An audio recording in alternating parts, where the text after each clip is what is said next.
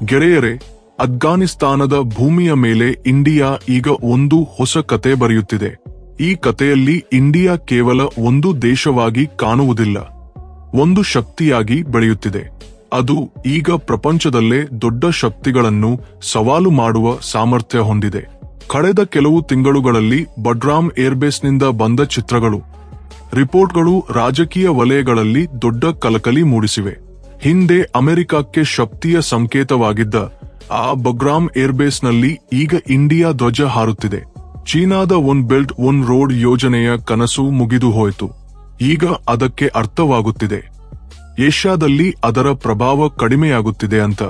ಅದೇ ಸಮಯಕ್ಕೆ ಪಾಕಿಸ್ತಾನ ಯಾವಾಗಲೂ ಇಂಡಿಯಾಕ್ಕೆ ವಿರುದ್ಧವಾಗಿ ಕುಟಿಲ ಯೋಜನೆಗಳು ಮಾಡುತ್ತಿತ್ತು. ಈಗ ಅದು 4 ಬದಿಯಿಂದಲೂ ಸುತ್ತುವರಿಯಲ್ಪಟ್ಟಿದೆ. ಹಾಗಿದ್ರೆ ಬಗ್ರಾಮ್ ಏರ್ಬೇಸ್ನಲ್ಲಿ ಇಂಡಿಯಾ ಇರೋದು ಏನರ್ಥ?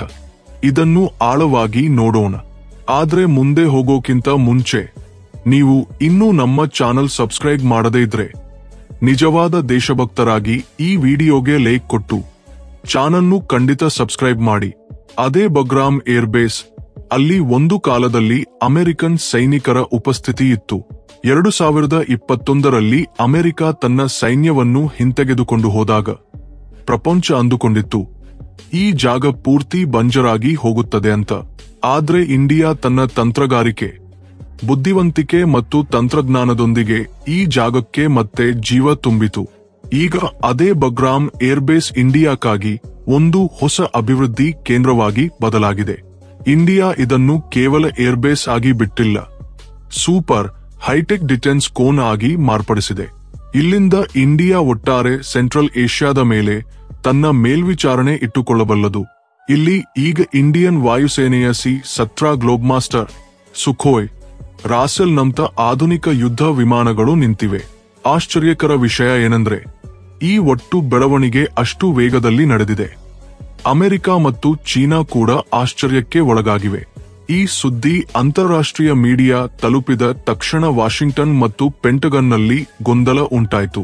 ಕೆಲವು ರಿಪೋರ್ಟ್ಗಳ ಪ್ರಕಾರ ಅಮೆರಿಕ ಅಧ್ಯಕ್ಷ ಡೊನಾಲ್ಡ್ ಟ್ರಂಪ್ ಇಂಡಿಯಾಕ್ಕೆ ಎಚ್ಚರಿಕೆ ಕೊಟ್ಟಿದ್ದಾರಂತೆ, ಬಗ್ರಾಮ್ ಏರ್ಬೇಸ್ ಖಾಲಿ ಮಾಡಿ, ಇಲ್ಲದಿದ್ರೆ ಗಂಭೀರ ಪರಿಣಾಮಗಳು ಎದುರಾಗುತ್ತವೆ ಅಂತ ಎಚ್ಚರಿಸಿದ್ದಾರಂತೆ. ಆದ್ರೆ ಇಂಡಿಯಾ ಆ ಅಮೆರಿಕ ಬೆದರಿಕೆಗಳನ್ನು ಕಠಿಣವಾಗಿ ತಿರಸ್ಕರಿಸಿತು. ಬಗ್ರಾಮ್ ಏರ್ಬೇಸ್ನಲ್ಲಿ ಇಂಡಿಯಾದ ಉಪಸ್ಥಿತಿ ಅಫ್ಘಾನಿಸ್ತಾನ ಸರ್ಕಾರದ ಅನುಮತಿಯೊಂದಿಗೆ ನಡೆದಿದೆ.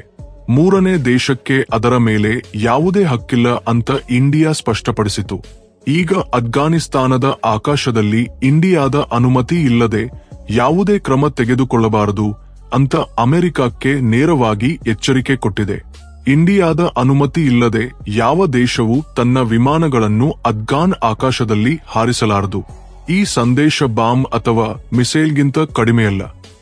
ಅಮೆರಿಕ ತನ್ನ ಫೈಟರ್ ಜೆಟ್ಗಳನ್ನು ಕಳುಹಿಸಲು ಪ್ರಯತ್ನಿಸಿದಾಗ ಇಂಡಿಯಾ ತಕ್ಷಣ ತನ್ನ ಏರ್ ಡಿಫೆನ್ಸ್ ಸಿಸ್ಟಮ್ ಆನ್ ಮಾಡಿತು. ಇಂಡಿಯಾ ರಾಡಾರ್ನಲ್ಲಿ ಅಮೆರಿಕನ್ ವಿಮಾನಗಳನ್ನು ಲಾಕ್ ಮಾಡಿ ಅವು ಲ್ಯಾಂಡಿಂಗ್ ಮಾಡಲು ಅನುಮತಿ ಕೊಡಲಿಲ್ಲ. ಆ ಸಮಯದಲ್ಲಿ ಅಮೆರಿಕಕ್ಕೆ ಅರ್ಥವಾಯಿತು ಇಂಡಿಯಾ ಈಗ ಯಾರ ಮಾತು ಕೇಳುವುದಿಲ್ಲ ಅಂತ. ಇದು ಅದೇ ಇಂಡಿಯಾ, ತನ್ನ ತಂತ್ರಗಳು ಮತ್ತು ಭದ್ರತೆಯನ್ನು ತಾನೇ ನಿರ್ಧರಿಸುವ ದೇಶ. ಅಮೆರಿಕನ್ ಮೀಡಿಯಾ ದೊಡ್ಡ ಗಾಬರಿಯಲ್ಲಿ ಹೇಳುತ್ತಿದೆ, ಇಂಡಿಯಾ ಅಫ್ಘಾನಿಸ್ತಾನದಲ್ಲಿ ಅಮೆರಿಕವನ್ನು ಎದುರಿಸುತ್ತಿದೆ ಅಂತ. ಈ ವಾಕ್ಯ ಈಗ ಇತಿಹಾಸದಲ್ಲಿ ಒಂದು ಸಂಚಲನ ಮೂಡಿಸಿದೆ. ಇಂಡಿಯಾದ ಈ ಕ್ರಮ ಕೇವಲ ಅಮೆರಿಕಕ್ಕೆ ಅಲ್ಲ, ಚೀನಾ ಮತ್ತು ಪಾಕಿಸ್ತಾನ ಇಬ್ಬರಿಗೂ ಒಂದು ಗಂಭೀರ ಎಚ್ಚರಿಕೆಯಾಗಿದೆ. ಚೀನಾಕ್ಕೆ ಈಗ ಭಯ ಶುರುವಾಗಿದೆ, ಏಕೆಂದರೆ ಬಗ್ರಾಮ್ ಏರ್ಬೇಸ್ ಅದರ ಸಿಂಜಿಯಾಂಗ್ ಗಡಿಗೆ ತುಂಬಾ ಹತ್ತಿರದಲ್ಲಿದೆ. ಅಂದರೆ ಇಂಡಿಯಾ ಒಮ್ಮೆಲೆ ಒಂದು ಹಠಾತ್ ಕ್ರಮ ತೆಗೆದುಕೊಂಡರೆ ಚೀನಾದ ಸೆಕ್ಯೂರಿಟಿ ಗೋಡೆಗೆ ಡೆಂಟ್ ಬೀಳುತ್ತದೆ. ಪಾಕಿಸ್ತಾನದ ಸ್ಥಿತಿ ಮೊದಲಿನಿಂದಲೇ ಗೊಂದಲದಲ್ಲಿದೆ. ಬಗ್ರಾಮ್ ಏರ್ಬೇಸ್ ಮೂಲಕ ಇಂಡಿಯಾದ ಸೈನಿಕ ವ್ಯಾಪ್ತಿ ಈಗ ಪಾಕಿಸ್ತಾನದ ಉತ್ತರ ಭಾಗಗಳವರೆಗೆ ವಿಸ್ತರಿಸಿದೆ. ಪಾಕಿಸ್ತಾನ ಯಾವುದೇ ಪ್ರಚೋದನೆ ಮಾಡಿದರೆ ಇಂಡಿಯಾ ತಕ್ಷಣ ಕಠಿಣ ಪ್ರತಿಕ್ರಿಯೆ ಕೊಡುವುದು ಕೇವಲ ಕೆಲವು ನಿಮಿಷಗಳ ವಿಷಯ.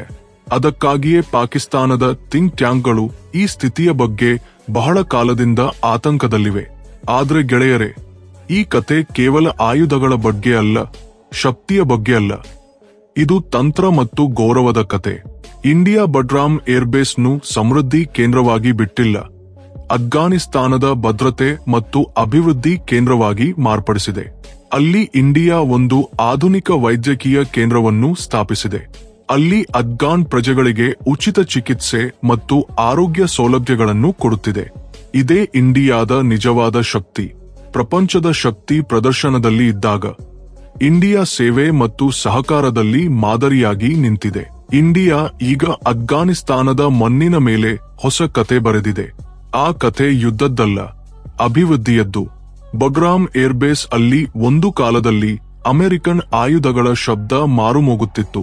ಆದ್ರೆ ಈಗ ಅಲ್ಲಿ ಇಂಡಿಯಾದ ನಿರ್ಮಾಣ ಮತ್ತು ಮಾನವೀಯತೆಯ ಮಾದರಿ ನಿಂತಿದೆ. ಇಂಡಿಯಾ ಅಫ್ಘಾನಿಸ್ತಾನದಲ್ಲಿ ಶಾಲೆಗಳು, ಆಸ್ಪತ್ರೆಗಳಿಗಾಗಿ ಹೊಸ ಯೋಜನೆಗಳನ್ನು ಶುರು ಮಾಡಿದೆ. ಅಲ್ಲಿ ಅಮೆರಿಕ ತನ್ನ ಆಯುಧಗಳನ್ನು ಬಿಟ್ಟು ಹೋಗಿತ್ತು. ಆ ಜಾಗದಲ್ಲಿ ಇಂಡಿಯಾ ಅಭಿವೃದ್ಧಿ ಧ್ವಜ ಹಾರಿಸಿತು. ಅದೇ ವ್ಯತ್ಯಾಸ ಇಂಡಿಯಾ ಮತ್ತು ಅಮೆರಿಕ ನಡುವೆ. ಅಮೆರಿಕ ಯುದ್ಧಕ್ಕಾಗಿ ಬರುತ್ತದೆ, ಇಂಡಿಯಾ ನಿರ್ಮಾಣಕ್ಕಾಗಿ. ತಾಲಿಬಾನ್ ಸರ್ಕಾರ ಕೂಡ ಇಂಡಿಯಾವನ್ನು ನಂಬಿತು. ಬಗ್ರಾನ್ ಈಗ ಇಂಡಿಯಾ ಮತ್ತು ಅಫ್ಘಾನಿಸ್ತಾನದ ಸೌಹಾರ್ದತೆಯ ಸಂಕೇತವಾಗಿ ಅವರು ಸ್ಪಷ್ಟಪಡಿಸಿದ್ದಾರೆ. ಅಫ್ಘಾನ್ ಜನರು ಕೂಡ ಇಂಡಿಯಾದ ಈ ಪಾತ್ರಕ್ಕೆ ತುಂಬಾ ಸಂತೋಷದಲ್ಲಿದ್ದಾರೆ. ಕಾಬೂಲ್ ಮತ್ತು ಕಾಂದಹಾರ್ ಬೀದಿಗಳಲ್ಲಿ ಜನರು ಇಂಡಿಯಾ ಜಿಂದಾಬಾದ್ ಅಂತ ಕೂಗುತ್ತಿದ್ದಾರೆ. ಅಲ್ಲಿ ಒಂದು ಕಾಲದಲ್ಲಿ ಬಾಂಬ್ ಶಬ್ದ ಕೇಳುತ್ತಿತ್ತು. ಆದ್ರೆ ಈಗ ಅಲ್ಲಿ ಸ್ನೇಹ ಮತ್ತು ಶಾಂತಿಯ ಮಾತುಗಳು ನಡೆಯುತ್ತಿವೆ. ಇನ್ನೊಂದು ಬದಿಯಲ್ಲಿ ಅಮೆರಿಕ ಅಧ್ಯಕ್ಷ ಡೊನಾಲ್ಡ್ ಟ್ರಂಪ್ ಇನ್ನೂ ಕೋಪದಲ್ಲಿದ್ದಾರೆ. ಅವರು ಇಂಡಿಯಾದ ಕೆಲವು ಆಯಿಲ್ ಟೆಕ್ನಾಲಜಿ ಕಂಪನಿಗಳ ಮೇಲೆ ನಿಷೇಧ ಹೇರಬಹುದು ಅಂತ ಬೆದರಿಕೆ ಕೊಟ್ಟಿದ್ದಾರೆ. ಆದ್ರೆ ಇಂಡಿಯಾ ಅದಕ್ಕೆ ಸ್ಪಷ್ಟ ಉತ್ತರ ಕೊಟ್ಟಿದೆ. ನಾವು ಎಂದೂ ಭಯದಿಂದ ನಿರ್ಧಾರ ತೆಗೆದುಕೊಳ್ಳೋದಿಲ್ಲ ಅಂತ ಪ್ರಧಾನಿ ನರೇಂದ್ರ ಮೋದಿ ಪಾರ್ಲಿಮೆಂಟ್ನಲ್ಲಿ ಸ್ಪಷ್ಟಪಡಿಸಿದ್ದಾರೆ. ಇಂಡಿಯಾ ಈಗ ಆದೇಶಗಳನ್ನು ತೆಗೆದುಕೊಳ್ಳುವ ದೇಶವಲ್ಲ, ಆದೇಶಗಳನ್ನು ಕೊಡುವ ದೇಶ ಅಂತ. ಪ್ರಧಾನಿ ನರೇಂದ್ರ ಮೋದಿಯವರ ಈ ಮಾತುಗಳು ವಾಷಿಂಗ್ಟನ್ನು ಮೌನಕ್ಕೆ ತಳ್ಳಿವೆ. ಅಮೆರಿಕಕ್ಕೆ ಅರ್ಥವಾಯಿತು, ಈಗ ಇಂಡಿಯಾವನ್ನು ಮೋಸಗೊಳಿಸೋದು ಅಷ್ಟು ಸುಲಭವಲ್ಲ. ಇಂಡಿಯಾ ಬಗ್ರಾಮ್ ಏರ್ಬೇಸ್ನು ಕೇವಲ ಸೈನಿಕ ತಾಣವಾಗಿ ನೋಡುತ್ತಿಲ್ಲ. ಇಂಡಿಯಾದ ದೃಷ್ಟಿ ಭವಿಷ್ಯದ ಮೇಲಿದೆ.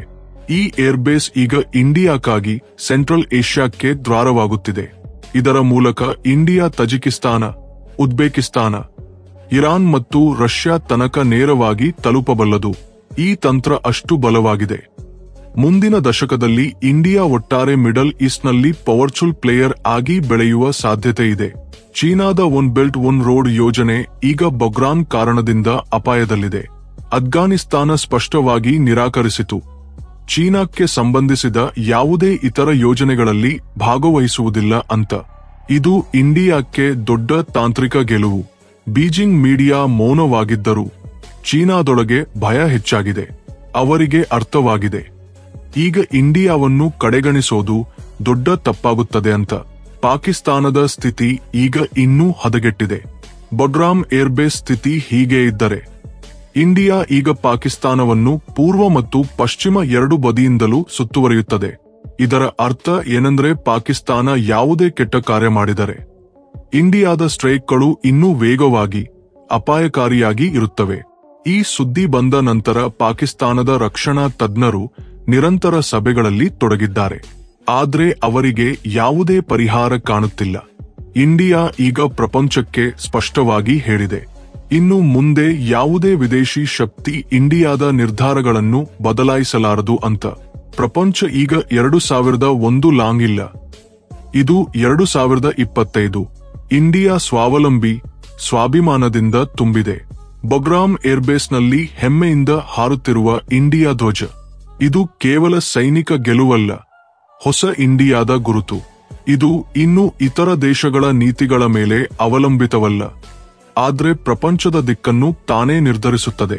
ಇನ್ನು ಯಾರಾದ್ರೂ ಇಂಡಿಯಾದ ಸ್ವಾತಂತ್ರ್ಯವನ್ನು ಸವಾಲು ಮಾಡಿದರೆ ಅವರಿಗೆ ಬಗ್ರಾಮ್ನಿಂದ ಉತ್ತರ ಬರುತ್ತದೆ. ಬಗ್ರಾಮ್ ಈಗ ಇಂಡಿಯಾದ ಸೈನಿಕ ನೀತಿಯ ಕಮಾಂಡ್ ಸೆಂಟರ್ ಆಗಿದೆ. ಅಲ್ಲಿಂದ ಇಂಡಿಯಾ ತನ್ನ ಶತ್ರುಗಳ ಕ್ರಮಗಳ ಮೇಲೆ ಕಣ್ಣಿಟ್ಟುಕೊಳ್ಳುವುದು ಮಾತ್ರವಲ್ಲ, ಸೆಂಟ್ರಲ್ ಏಷ್ಯಾದ ಭದ್ರತೆ ಮತ್ತು ಸ್ಥಿರತೆಯಲ್ಲಿ ಮುಖ್ಯ ಪಾತ್ರ ವಹಿಸುತ್ತಿದೆ. ಅಫ್ಘಾನಿಸ್ತಾನದ ಜನರು ಈಗ ಇಂಡಿಯಾವನ್ನು ನಂಬಿಕಸ್ಥ ಸಹಭಾಗಿಯಾಗಿ ನೋಡುತ್ತಿದ್ದಾರೆ. ಏಕೆಂದರೆ ಇಂಡಿಯಾ ಅಲ್ಲಿ ಆಯುಧಗಳೊಂದಿಗೆ ಬಂದಿಲ್ಲ, ಆಶೆಗಳೊಂದಿಗೆ ಬಂದಿದೆ ಅಂತ. ಅಫ್ಘಾನಿಸ್ತಾನದ ಶಾಲೆಗಳಲ್ಲಿ ಈಗ ಮಕ್ಕಳಿಗೆ ಹಿಂದಿ ಪದಗಳನ್ನು ಕಲಿಸುತ್ತಿದ್ದಾರೆ. ಇಂಡಿಯಾದ ಪ್ರಭಾವ ಈಗ ರಾಜಕೀಯವನ್ನು ಮೀರಿ ಸಂಸ್ಕೃತಿಯಲ್ಲೂ ಕಾಣುತ್ತಿದೆ. ಇದೇ ಸಾಫ್ಟ್ ಪವರ್ ಇಂಡಿಯಾವನ್ನು ಇತರ ದೇಶಗಳಿಂದ ಪ್ರತ್ಯೇಕಿಸುತ್ತದೆ. ಅಮೆರಿಕ ಈಗ ತನ್ನ ವೈಫಲ್ಯಗಳನ್ನು ಮುಚ್ಚಿಹಾಕಲು ಪ್ರಯತ್ನಿಸುತ್ತಿದ್ದರೂ ಅದರ ನಿಜವಾದ ರೂಪ ಎಲ್ಲರಿಗೂ ಗೊತ್ತಾಗುತ್ತಿದೆ. 2021ರಲ್ಲಿ ಅಫ್ಘಾನಿಸ್ತಾನವನ್ನು ಬಿಟ್ಟು ಹೋದಾಗ ಅಲ್ಲಿ ಎಲ್ಲವನ್ನೂ ನಾಶಪಡಿಸಿ ಹೋಗಿದ್ದರು.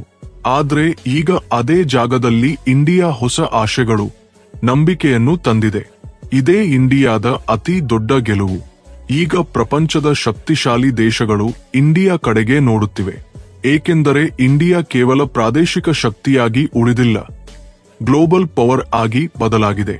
ಬಡ್ರಾಮ್ ಏರ್ಬೇಸ್ ಕೇವಲ ಒಂದು ಸ್ಥಳವಲ್ಲ, ಅದು ಇಂಡಿಯಾದ ಶಕ್ತಿ, ತಂತ್ರ, ಗೌರವದ ಸಂಕೇತ. ಇಂದು ಬಡ್ರಾನ್ ಕೇವಲ ಏರ್ಬೇಸ್ ಮಾತ್ರವಲ್ಲ, ಇಂಡಿಯಾದ ಹೊಸ ಯುಗದ ಆರಂಭಕ್ಕೆ ಪ್ರತೀಕವಾಗಿದೆ. ಇಂಡಿಯಾ ಇಲ್ಲಿ ಸಾಬೀತುಪಡಿಸಿದೆ, ಒಂದು ದೇಶದ ನಿಜವಾದ ಶಕ್ತಿ ಕೇವಲ ಆಯುಧಗಳಲ್ಲ, ಅದರ ಆಲೋಚನೆಗಳು, ದೃಷ್ಟಿ ಮತ್ತು ಮಾನವೀಯತೆಯಲ್ಲಿದೆ. ಇತರ ದೇಶಗಳು ತಮ್ಮ ಗಡಿಗಳನ್ನು ದಾಟಿ ಕೇವಲ ಸ್ವಾರ್ಥಕ್ಕಾಗಿ ಹೋದರೆ, ಇಂಡಿಯಾ ಅಲ್ಲಿ ನಂಬಿಕೆ ಮತ್ತು ಭಾಗಸ್ವಾಮ್ಯ ಸಂಬಂಧಗಳನ್ನು ನಿರ್ಮಿಸುತ್ತದೆ. ಅಫ್ಘಾನಿಸ್ತಾನ ಇದಕ್ಕೆ ದೊಡ್ಡ ಉದಾಹರಣೆ. ಇಂಡಿಯಾ ಅಲ್ಲಿ ಕೇವಲ ರಸ್ತೆಗಳು ಅಥವಾ ಕಟ್ಟಡಗಳನ್ನು ಕಟ್ಟುವುದಲ್ಲ, ಹೊಸ ಆಲೋಚನೆಗಳು ಮತ್ತು ಹೊಸ ಆಶೆಗಳ ಅಡಿಪಾಯ ಹಾಕಿದೆ. ಇಂಡಿಯಾದ ಇಂಜಿನಿಯರ್ಗಳು, ಡಾಕ್ಟರ್ಗಳು, ಶಿಕ್ಷಣ ತಜ್ಞರು ಈಗ ಅಫ್ಘಾನಿಸ್ತಾನದ ಹೊಸ ತಲೆಮಾರಿನ ಭವಿಷ್ಯವನ್ನು ರೂಪಿಸುತ್ತಿದ್ದಾರೆ. ಒಂದು ಕಾಲದಲ್ಲಿ ಯುದ್ಧ ಶಬ್ದಗಳಲ್ಲಿ ಬೆಳೆದ ಆ ಮಕ್ಕಳು ಈಗ ಇಂಡಿಯಾದ ಸಹಾಯದೊಂದಿಗೆ ಪುಸ್ತಕಗಳು, ಶಿಕ್ಷಣದ ಮೂಲಕ ಬೆಳಕಿನಲ್ಲಿ ಬೆಳೆಯುತ್ತಿದ್ದಾರೆ. ಇಂಡಿಯಾ ಅರ್ಥ ಮಾಡಿಕೊಂಡಿದೆ, ಶಾಶ್ವತ ಶಾಂತಿ ಕೇವಲ ಬಲದಿಂದ ಬರುವುದಿಲ್ಲ, ಅಭಿವೃದ್ಧಿ ಮತ್ತು ನಂಬಿಕೆಯಿಂದ ಬರುತ್ತದೆ ಅಂತ. ಅದಕ್ಕಾಗಿಯೇ ಇಂದು ಅಫ್ಘಾನ್ ಜನರು ಇಂಡಿಯಾವನ್ನು ವಿದೇಶಿ ಶಕ್ತಿಯಾಗಿ ನೋಡುವುದಿಲ್ಲ, ಅಭಿವೃದ್ಧಿ ಭಾಗಸ್ವಾಮಿಯಾಗಿ ನೋಡುತ್ತಾರೆ. ಇನ್ನೊಂದು ಬದಿಯಲ್ಲಿ ಇಂಡಿಯಾದ ಈ ತಂತ್ರದಿಂದ ಪ್ರಪಂಚದ ದೃಷ್ಟಿ ಬದಲಾಗಿದೆ. ಮಿಡಲ್ ಈಸ್ಟ್ ದೇಶಗಳು ಈಗ ಅರ್ಥ ಮಾಡಿಕೊಳ್ಳುತ್ತಿವೆ, ಇಂಡಿಯಾ ಕೇವಲ ಸೌತ್ ಏಷ್ಯಾದ ಶಕ್ತಿಯಲ್ಲ, ಒಂದು ಅಂತಾರಾಷ್ಟ್ರೀಯ ಪ್ಲೇಯರ್ ಆಗಿ ಬೆಳೆಯುತ್ತಿದೆ ಅಂತ.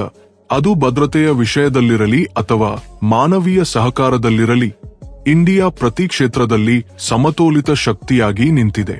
ಬಡ್ರಾನ್ನಿಂದ ಕಾಬೂಲ್ ತನಕ, ದಿಲ್ಲಿ ತನಕ ಮತ್ತು ಐಕ್ಯರಾಜ್ಯ ಸಮಿತಿ ತನಕ ಈಗ ಒಂದೇ ಸಂದೇಶ ಕೇಳುತ್ತಿದೆ: ಇಂಡಿಯಾವನ್ನು ಯಾರಾದರೂ ಎದುರಿಸಿದರೆ ಅದು ಹಿಂದೆ ಸರಿಯುವುದಿಲ್ಲ, ಅದನ್ನು ಯಾರೂ ನಿಲ್ಲಿಸಲಾರರು. ಇದು ಅದೇ ಇಂಡಿಯಾ, ಅದು ಕೇವಲ ತನ್ನ ಭಾಗ್ಯವನ್ನು ತಾನೇ ಬರೆಯುವುದಲ್ಲ, ಈಗ ಪ್ರಪಂಚದ ಭವಿಷ್ಯದ ದಿಕ್ಕನ್ನು ನಿರ್ಧರಿಸುವಲ್ಲಿ ಕೀಲಕ ಪಾತ್ರ ವಹಿಸುತ್ತಿದೆ. ಗೆಳೆಯರೇ, ನೀವು ಕೂಡ ಇಂಡಿಯಾದ ಈ ಗೆಲುವಿಗೆ ಹೆಮ್ಮೆ ಪಡುತ್ತಿದ್ದರೆ ಕಾಮೆಂಟ್ ಬಾಕ್ಸ್ನಲ್ಲಿ ಗಟ್ಟಿಯಾಗಿ ಜೈ ಹಿಂದ್ ಅಂತ ಬರೆಯಿರಿ. ವಿಡಿಯೋಗೆ ಲೈಕ್ ಕೊಡಿ, ಚಾನಲ್ ಸಬ್ಸ್ಕ್ರೈಬ್ ಮಾಡಿ, ಬೆಲ್ ಐಕಾನ್ ಒತ್ತಿ. ಏಕೆಂದರೆ ಇಂಡಿಯಾದ ಶಕ್ತಿ ಮತ್ತು ಡಿಪ್ಲೊಮಸಿ ಕತೆಗಳು ಹೀಗೆ ನಿಮಗೆ ಮೊದಲು ತಲುಪಬೇಕು. ಏಕೆಂದರೆ ಮುಂದಿನ ಕಾಲ ಕೇವಲ ಇಂಡಿಯಾದ್ದು. ಜೈ ಹಿಂದ್, ಜೈ ಭಾರತ್.